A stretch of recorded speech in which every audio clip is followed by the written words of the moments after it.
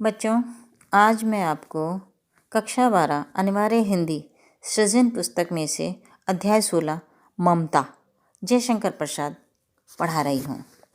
मैं पहले आपको जयशंकर प्रसाद महान लेखक, कवि, इनका थोड़ा सा परिचय दे देती हूँ। उसके बाद मैं ममता कहानी का सार आपको बताऊँगी। जयशंकर प्रसाद जन्म सन 1889 ईस्वी, मृत्यु सन 1937 ईस्वी। बहुमुखी प्रतिभा के धनी जयशंकर प्रसाद का जन्म वाराणसी के एक प्रतिष्ठित परिवार में हुआ था। बचपन में ही पिता के निधन से पारिवारिक उत्तरदायित्व का बोझ इनके कंधों पर आ गया। मात्र 8वीं तक औपचारिक शिक्षा प्राप्त करने के बाद स्वाध्याय द्वारा उन्होंने संस्कृत, पाली, हिंदी, उर्दू व अंग्रेजी भाषा तथा साहित्य का विशद ज्ञान प्राप्त किया। स्वाध्याय उन्होंने 8वीं तक की शिक्षा प्राप्त की थी जयशंकर प्रसाद ने, क्योंकि इनके पिता का निधन हो गया था। इन्होंने अपने आप स्वयं संस्कृत, पाली, हिंदी, उर्दू, अंग्रेजी मतलब स्वाध्याय स्वयं से अध्याय करके ही इन्होंने इतनी भाषाओं का तथा साहित्य का विशद ज्ञान प्राप्त किया।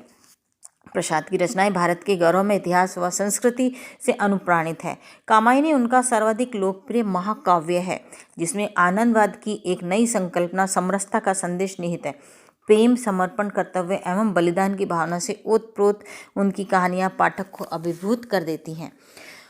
जयशंकर प्रसाद की प्रमुख रचनाएं हैं झरना, आंसू, लहर, कामायनी, प्रेम पथिक काव्य, स्कंदगुप्त, चंद्रगुप्त, ध्रुवस्वामिनी, जन्मेजय का नागयज्ञ, राजश्री, अजातशत्रु, विशाख, एक घूंट, कामना, करुणालय, कल्याणी, परिणय, अग्निमित्र, प्रायश्चित, सज्जन, ये सब नाटक हैं। छाया, प्रतिध्वनि, आकाशदीप, आंधी, इंद्रजाल कहानी संग्रह हैं तथा कंकाल, तितली, इरावती उपन्यास है।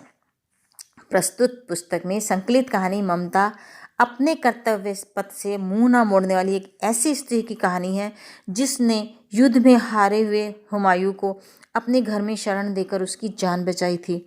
हुमायूं उसका घर बनवाकर उपकार का ऋण चुकाना चाहता था। बरसों बाद अकबर के आदेश से एक अश्वारोही उस स्थान की सुध लेता है। ममता उस मुगल अश्वारोही को वह स्थान सौंपकर देह त्याग करके अनंत यात्रा पर चली जाती है। वहाँ एक अष्टकोण आकर्षक मंदिर बनाया गया, जिसके शिलालेख पर लिखा गया, सातों देश के नरेश हुमायूं ने एक दिन यहाँ विश्राम किया था। उनके पुत्र अकबर ने उनकी स्मृति में यह गगनचुंबी मंदिर बनाया, मगर ममता का कहीं नाम नहीं था। कहने का अर्थ यह है कि ममता ने त्याग किया, एक अतिथि की सेवा की, उसके प्राण बचाए।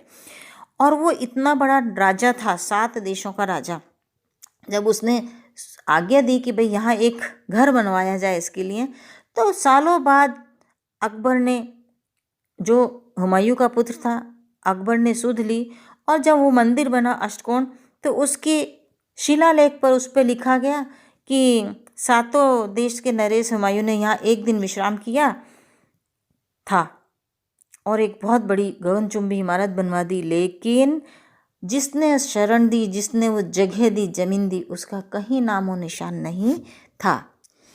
अब मैं आपको ममता कहानी का सार बता देती हूँ कि पाठ का सार क्या है। ममता कहानी एक ऐतिहासिक पृष्ठभूमि एवं आदर्श संस्कृति पर आधारित है। इसमें ममता की कर्तव्यपरायणता और त्याग की भावना का चित्रण किया गया है। और इस कहानी के कथानक का सारा सार इस प्रकार है।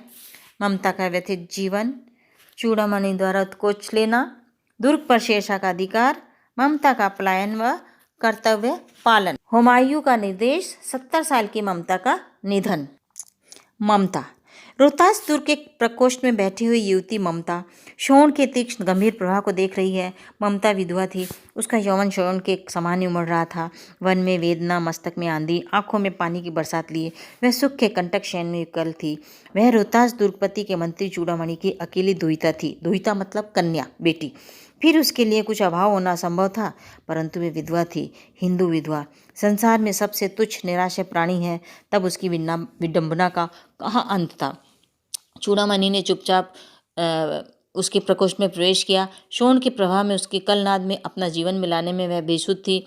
पिता का आना जान न सकी। चूड़ामणि व्यथित हो उठे, यानी कि दुखी हो उठे। स्नेह पालिता पुत्री के लिए क्या करें, यह स्थिर न कर सकते थे, लौटकर बाहर चले गए। ऐसा प्राय होता, पर आज मंत्री के मन में बड़ी दुश्चिंता थी, पैर सीधे नहीं पड़ रहे थे। एक पहर बीत जाने पर वे फिर ममता के पास आए। उस समय उनके पीछे 10 सेवक चांदी के बड़े थालों में कुछ लिए खड़े हुए थे। कितने ही मनुष्य के पद सब सुन ममता ने एकदम घूम कर देखा। मंत्री ने सब थालों को रखने का संकेत दिया और अनुचर जो थे, वो जो दास थे, वो थाल रखकर चले गए। ममता ने पूछा, ये क्या है पिताजी? तेरे लिए बेटी उपहार है, कहकर चूड़ामणि ने उसका आवरण उलट दिया। जो उस पर कपड़ा ढका हुआ था वो उलट दिया।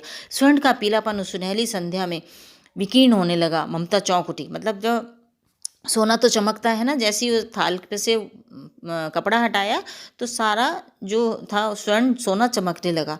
ममता चौंक उठी। इतना स्वर्ण, यह कहाँ से आया? चुप रहो ममता, यह तुम्हारे लिए है। तो क्या आपने मलिच का उत्कोच स्वीकार कर लिया? पिताजी, ये अनर्थ है, अर्थ नहीं, लौटा दीजिए। पिताजी, हम लोग ब्राह्मण हैं, इतना सोना लेकर क्या करेंगे? मतलब वो मना कर रही है। उत्कोच लिया, उत्कोच का अर्थ है रिश्वत, यानी कि उसके क्या आपने मलेच्छकों का उनसे रिश्वत ली है? नहीं पिताजी, ये तो अनर्थ है, आप इन्हें वापस लौटा दो। इस पतनोन्मुख प्राचीन सामंत वंश का अंत समीप है बेटी। किसी भी दिन शेरशाह रोहताश पर अधिकार कर सकता है। उस दिन मंत्रित ना रहेगा, तब के लिए बेटी। हे भगवान, तब के लिए, विपद के लिए इतना आयोजन, परमपिता की इच्छा के विरुद्ध इतना साहस। पिताजी, क्या भीख ना मिलेगी? क्या कोई हिंदू भूभ्रष्ट पर ना बचा रह जाएगा जो ब्राह्मण को 2 मुट्ठी अन्न दे सके? यह असंभव है। फेर दीजिए पिताजी, मैं काँप रही हूँ। इसकी चमक आंखों को अंधा बना रही है। यानी कि ममता को इस चीज़ से बड़ा क्रोध आया कि उसके पिता ने उसके भविष्य के लिए, सुख के लिए रिश्वत ली। किससे? मलेच्छों से, है ना। उसको ये सहन नहीं हुआ कि उसके पिता उसके लिए रिश्वत ले रहे हैं। उसने कहा, पिताजी ये लौटा दीजिए। मूर्ख है, कहकर चूड़ामणि चले गए। यानी कि उसके पिता जो थे वो वहाँ से चले गए। दूसरे दिन जब डोलियों का तांता भीतर आ रहा था, ब्राह्मण मंत्री चूड़ामणि का हृदय धक धक करने लगा। वह अपने को रोक ना सका। उसने जाकर रोहताश दूत के तोरण पर डोलियों का आवरण खुलवाना चाहा। पठानों ने कहा, यह महिलाओं का अपमान है, करना है। बात बढ़ गई, तलवारें खींची, ब्राह्मण वहीं मारा गया और राजा रानी और कोष सब छली शेरशाह के हाथ पड़े। निकल गई ममता। डोली में भरे हुए पठान सैनिक दुर्ग भर में फैल गए, पर ममता ना मिली। यानी कि रोहतास के दुर्ग में पठान लोग आ गए थे, महिलाओं का अपमान कर रहे थे, तलवारें खींच रही थी, और वो जो ब्राह्मण था चूड़ामणि, वो वहीं मारा गया। राजा रानी को सब छली शेरशाह के हाथ से निकल गए। ममता भी वहाँ से निकल गई। दुर्ग में सारे में पठान सैनिक फैल गए थे। काशी के उत्तर धमचक विहार मौर्य और गुप्त सम्राटों की कीर्ति का खंडर था। भग्न चूड़ा, तृण गुल्मों से ढके हुए प्राचीर, ईंटों की ढेर में बिखरी हुई भारतीय शिल्प की विभूति ग्रीष्म की चंद्रिका में अपने को शीतल कर रही थी। जहाँ पंचवर्गीय भिक्षु गौतम का उपदेश ग्रहण करने के लिए पहले मिले थे, उसी स्तूप के भग्नावेश की मलिन छाया में एक झोंपड़ी के दीपालोक में एक स्त्री पाठ कर रही थी। अनन्यश्चिन्तयन्तो मां ये जना पर्युपास्ते। पाठ रुक गया। एक भीषण और हताश आकृति दीप के मंच के सामने खड़ी थी। स्त्री उठी, उसने कपाट बंद करना चाहा, परंतु उस व्यक्ति ने कहा, माता, मुझे आश्रय चाहिए। तुम कौन हो? स्त्री ने पूछा। मैं मुगल हूँ, चौसा युद्ध में शेरशाह से विपन्न होकर रक्षा चाहता हूँ। इस रात अब आगे चलने में असमर्थ हूँ। क्या शेरशाह से? स्त्री ने अपने ओठ काट लिए। हाँ माता, परंतु तुम भी वैसे ही क्रूर हो। वही भीषण रक्त की प्यास, वही निष्ठुर प्रतिबिंब तुम्हारे मुख पर भी है। सैनिक, मेरी कुटी में स्थान नहीं, जाओ कहीं दूसरा आश्रय खोज लो। गला सूख रहा है, साथी छूट गए हैं, अश्रु गिर पड़ा है, इतना थका हुआ हूँ, इतना कहते कहते वह व्यक्ति धम से बैठ गया और उसके सामने ब्रह्मांड घूमने लगा। स्त्री ने सोचा, यह विपत्ति कहाँ से आई? उसने जल दिया, मुगल के प्राणों की रक्षा हुई। वह सोचने लगी, यह सब विधर्मी दया के पात्र नहीं, मेरे पिता का वध करने वाले आतताई हैं। घृणा से उसका मन विरक्त हो गया। मतलब जैसे उसने कहा, सुना ना कि शेरशाह से बच रहा है और ये भी उसी का साथी है, तो उसको बड़ा मतलब अधर्म उसके मन में उसके प्रति घृणा आई। विरक्त हो गया उसका मन कि अरे यही तो मेरे पिता का वध करने वाला है। स्वस्थ होकर मुगल ने कहा, माता, तो फिर मैं चला जाऊं? स्त्री विचार कर रही थी। मैं ब्राह्मणी हूँ, मुझे तो अपने धर्म अतिथि देव की उपासना का पालन करना चाहिए, परंतु यहाँ नहीं, ये सब विधर्मी दया के पात्र नहीं। परंतु यह तो दया नहीं, कर्तव्य करना है तब। मतलब वो विधवा स्त्री थी, ब्राह्मणी थी, उसका कर्तव्य था अतिथि की उपासना, अतिथि धर्म का पालन करना। कभी उसके मन में विचार आता, नहीं, ये तो सब अधर्मी है, दया के पात्र नहीं है, इनके लिए दया मत करो। लेकिन एक तरफ कर्तव्य था। मुगल अपनी तलवार टेक कर खड़ा हुआ। ममता ने कहा, क्या आश्चर्य है कि तुम भी छल करो? ठहरो, छल नहीं, तब नहीं। स्त्री, जाता हूँ, तैमूर का वंशधर स्त्री से छल करेगा? जाता हूँ, भाग्य का खेल है। ममता ने मन में कहा, यहाँ कौन दुर्ग है, यही झोंपड़ी ना, जो चाहे ले ले, मुझे तो अपना कर्तव्य करना पड़ेगा। वह बाहर चली आई और मुगल से बोली, जाओ भीतर, थके हुए भयभीत पथिक, तुम चाहे कोई भी हो, मैं तुम्हें आश्रय देती हूँ। मैं ब्राह्मण कुमारी हूँ, सब अपना धर्म छोड़ दें तो मैं भी क्यों छोड़ दूँ? मुगल के ने चंद्रमा के मंद प्रकाश में वह महिमा में मुखमंडल देखा। उसने मन ही मन नमस्कार किया। ममता पास की टूटी दीवारों में चली गई। भीतर थके पथिक ने झोंपड़ी में विश्राम किया। यानी कि ममता ने अपना धर्म निभाया, अतिथि धर्म निभाया। ब्राह्मण थी वो, इसलिए तो उसने कहा, मैं ब्राह्मण कुमारी हूँ, जाओ तुम भीतर जाओ, तुम्हें मैं आश्रय देती हूँ, तुम आराम करो। मैं अपना धर्म छोड़ देंगे, मैं थोड़ी ना छोड़ूंगी। मतलब मेरे पिता को मारा है मुगलों ने, लेकिन मैं नहीं छोड़ूंगी अपना धर्म। तो जब उसका मंद प्रकाश में उसका मुख देखा मुगल ने, तो वो मन ही मन में उसको नमस्कार करने लगा।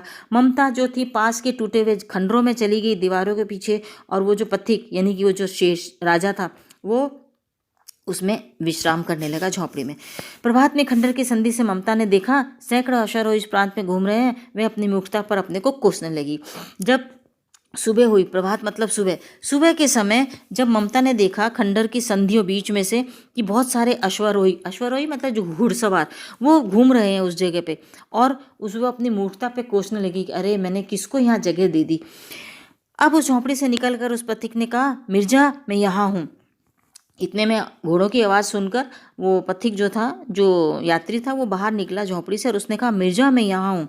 शब्द सुनते ही प्रसन्नता की चित्कार ध्वनि से प्रांत गूंज उठा। ममता अधिक भयभीत हुई। पथिक ने कहा, वह स्त्री कहाँ है, उसे खोज निकालो। ममता छिपने के लिए अधिक सचेत हुई। वह मृग दाव में चली गई। दिन भर उसमें से न निकली। संध्या में जब उन लोगों के जाने का उपक्रम हुआ तो ममता ने सुना पथिक घोड़े पर सवार होते हुए कह रहा है, मिर्जा उस स्त्री को मैं कुछ दे न सका, उसका घर बनवा देना, क्योंकि मैंने विपत्ति में यहाँ विश्राम पाया था, यह स्थान भूलना मत। इसके बाद वे चले गए। यानी कि जब वो भयभीत हो गई, बहुत सारी आवाज़ें सुनाई देने लगी ममता को, तो वो उसने सुना कि वो कह रहा है पथिक कि वो स्त्री कहाँ है, अरे उसको खोजो, क्योंकि उसने मुझे यहाँ आश्रय दिया है, मैं उसको तो कुछ दे नहीं सका, तो उसके इस जगह पे यहाँ पे एक घर बनवा देना, उसके लिए भूलना मत। इस तरह से वो राजा वहाँ से चला गया। चौसा के मुगल पठान युद्ध को बहुत दिन बीत गए। ममता अब 70 वर्ष की वृद्धा है। वह अपनी झोंपड़ी में एक दिन पड़ी थी। शीतकाल का प्रभात था। उसका जीर्ण कंकाल खांसी से गूंज रहा था। ममता की सेवा के लिए गांव की 2-3 स्त्रियां उसे घेर कर बैठी थी, क्योंकि वह आजीवन सबके सुख दुख की संभागनी रही। ममता ने जल पीना चाहा। एक स्त्री ने सीपी से जल पिलाया। सहसा एक अश्वारोही इसी झोंपड़ी के द्वार पर दिखाई पड़ा। वह अपनी धुन में कहने लगा, मिर्जा ने जो चित्र बनाकर दिया है वह तो इसी जगह का होना चाहिए। वह बुढ़िया मर गई होगी। अब किससे पूछूं कि एक दिन शहंशाह हुमायूं किस छप्पर के नीचे बैठे थे। यह घटना भी तो 47 वर्ष से ऊपर की हुई। यानी कि जब ममता 70 साल की हो गई, बिल्कुल वो बिस्तर में पड़ी थी, उसके साथ में 2-3 स्त्रियाँ थी जो उसको घेर के बैठी थी, क्योंकि वो भी सबके सुख दुख में काम आई, इसलिए और दूसरी स्त्रियां उसकी सेवा कर रही थी। तो ममता ने जल पीना चाहा तो एक स्त्री ने सीपी से जल पिलाया। उसी समय एक अश्वारोही आया और वो द्वार पर खड़ा होकर कहने लगा, मिर्जा ने तो यहीं का चित्र दिया था, तो वो कहाँ है? वो बुढ़िया तो मर गई होगी। अब किससे पूछूं कि शहंशाह हुमायूं कौन से छप्पर के नीचे था? तो इस घटना को भी 47 वर्ष बीत चुके थे। ममता ने अपने विकल कानों से सुना। उसने पास की स्त्री से कहा, उसे बुलाओ। अश्वारोही पास आया। ममता ने रुक रुक कर कहा, मैं नहीं जानती कि वह शहंशाह था या साधारण मुगल, पर एक दिन इसी झोंपड़ी के नीचे वह रहा। मैंने सुना था कि वह मेरा घर बनवाने की आज्ञा दे चुका था। भगवान ने सुन लिया। मैं आज उसे छोड़े जाती हूँ। अब तुम इसका मकान बनाओ या महल, मैं अपने चिर विश्राम गृह में जाती हूँ। अर्थात उसके प्राण पखेरु उड़ गए। ममता ने अपना शरीर छोड़ दिया। वह अश्वारोही अवाक खड़ा रहा था। बुढ़िया के प्राण पक्षी अनंत में उड़ गए। वहां एक अष्टकोण मंदिर बना और उस पर शिलालेख लगाया गया। 7 देश के नरेश हुमायूं ने एक दिन यहाँ विश्राम किया था। उनके पुत्र अकबर ने उनकी स्मृति में गगनचुंबी मंदिर बनाया, पर उसमें ममता का कहीं नाम नहीं था। अर्थात जो ममता गुमनाम रह गई, उसका नाम कहीं नहीं था। जिसने उस शहंशाह को आश्रय दिया, उसका कहीं नामो निशान नहीं था। सिर्फ हुमायूं और अकबर का उसमें नाम था। ममता कहानी में लेखक ने भारतीय नारी के आदर्श चरित्र का दर्शाया है। भारतीय नारियां अपने कर्तव्य का पालन करने में कभी भी पीछे नहीं रहती हैं। चाहे वे स्वयं कितना भी कष्ट उठा लें, लेकिन वो कर्तव्य पथ पर आगे बढ़ती जाती हैं। यही इस कहानी में बताया गया है। अब मैं इसके थोड़े से ये कठिन शब्द बता रही हूँ। प्रकोष्ठ का मतलब कमरा, दुहिता मतलब कन्या, निराश्रय का अर्थ है बेसहारा, उत्कोच का अर्थ है रिश्वत, प्राचीर का अर्थ है परकोटा, विरक्त का अर्थ उदासीन, पथिक का राहगीर, कंकाल का अस्थिपंजर। मैं आपको एक दो छोटे छोटे प्रश्न बता देती हूँ इस पाठ में से। रोहितास दुर्ग के समीप कौन सी नदी बहती है? रोहितास दुर्ग के समीप शोण नदी बहती है। ममता को देखकर चूड़ामणि क्यों व्यथित रहते थे? ममता यौवन में विधवा हो गई थी, वह बेसहारा थी, उसके भविष्य की चिंता से चूड़ामणि व्यथित रहते थे। रोहतास दुर्ग पर किसने और किस तरह अधिकार कर लिया था? रोहतास दुर्ग पर शेरशाह ने छल कपट की नीति अपनाकर अधिकार कर लिया था। ममता कहाँ पर झोंपड़ी में रहा करती थी? काशी के उत्तर में धर्मचक्र विहार के प्राचीन स्तूप के भग्नावशेष अर्थात खंडरों में ममता झोंपड़ी बनाकर रहने लगी थी। ममता कब अपनी मूर्खता को कोसने लगी? जब प्रभात होते ही सैकड़ों अश्वारोही सैनिक उस प्रांत में अपने बादशाह की खोज में घूमते दिखाई दिए, तब ममता स्वयं को खोजने लगी। प्रसाद की ममता कहानी किस प्रकार की रचना है? प्रसाद की ममता कहानी आदर्शवादी नायिका प्रधान तथा चरित्र प्रधान रचना है। बच्चों, ये पाठ पूरा हुआ। ये कहानी है बहुत अच्छी, इसको आप एक बार पढ़िएगा अच्छे से किताब में से, और फिर अगर जो कुछ ना समझ में आए तो मुझे कमेंट्स बॉक्स में कमेंट्स कर देना, मैं इसका जवाब देने की कोशिश करूँगी। धन्यवाद।